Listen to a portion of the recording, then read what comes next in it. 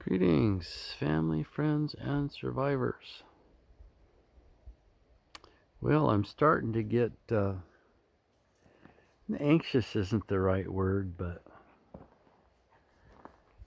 I'm really looking forward to taking a week off up on the mountain with Carol. We haven't done that in a long, long time.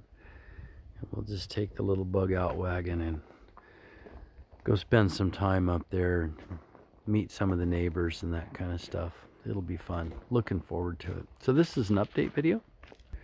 Really close to being able to set the trusses.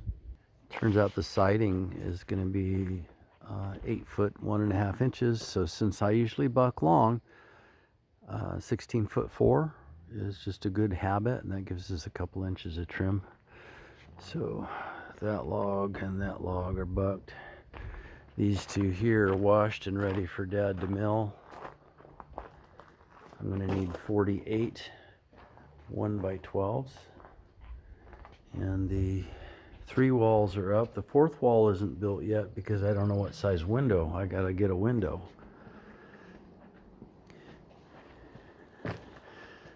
So we'll frame this one in and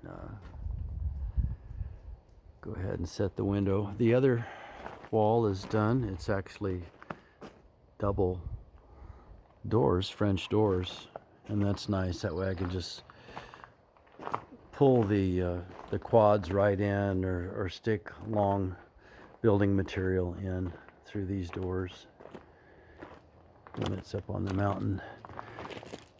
And since there's almost no shear to speak of on this end because it's all door, Dad and I discussed it, and he cut out some shear panels.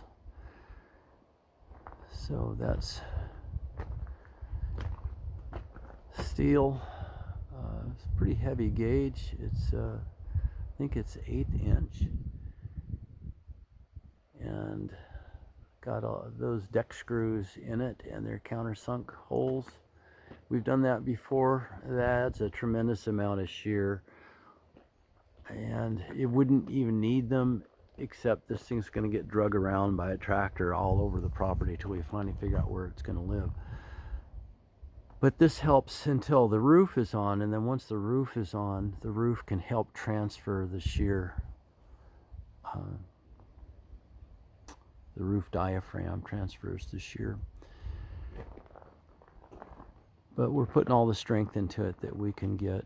Just makes sense since we're gonna skid it off of the trailer down some ramps and then bump it around on the ground here and there. So this will right now just have one window at the other end. At some point it's going to have the washer and dryer and then pantry shelves. And I think we're going to have enough solar and wind up there to heat this building with electric. And I'd love to have a root cellar, but the truth is we're saving our pennies to put in a septic system and praying for a well someday. There won't be any money for a block root cellar. It'll be above ground, but we've already got the solar and the wind generator, so heating this building, if it's insulated really well, heating it won't be a problem. I'm thinking I can heat it with a 200 watt electric heater if it's not being opened all the time, and all you have to do is keep it above freezing.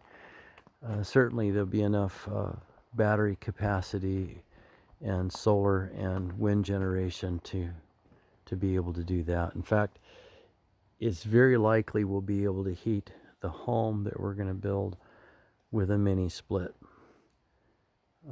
5,000 watts of solar plus a wind generator. We'll be pretty close to being able to heat the thing. Now we're going to go ahead and put in a wood stove, but we're going to have a big propane heater as backup, which I already have. It's a vented type. So if you run out of firewood or you're not physically able to cut it anymore, you have a backup plan. But a mini split is our goal, is to heat and cool the place with solar. And up there on the mountain, there aren't that many warm days. It's almost exactly 10 degrees cooler than here.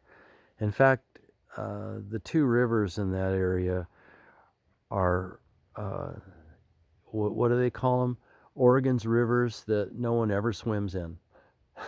It's because they're so cold. And I get that. So that's all right. There's great fishing on the Williamson. There's no doubt of that. So hopefully we'll get this thing done in the next week and then be able to move on to firewood, because I'm thinking they're going to shut us out this year. It feels like it to me. They could shut us out of the woods by July 1st this year, I'm thinking. So you walk in the woods right now and you can hear leaves crackling under your feet, and usually you get 4 inches of snow the second week of April. So things are really dry. But we've been keeping records for 30 years, and seriously, if you look at the records, maybe I'll make a video of that and just simply show you the raw numbers, and you're going to realize there's nothing to panic about. It averages out, and there's no evidence of a climate issue here in the last 30 years. The numbers don't lie. Okay, enough gabbing. I think I've had enough for today. Ready to go, Gibbs? Have a blessed day, folks.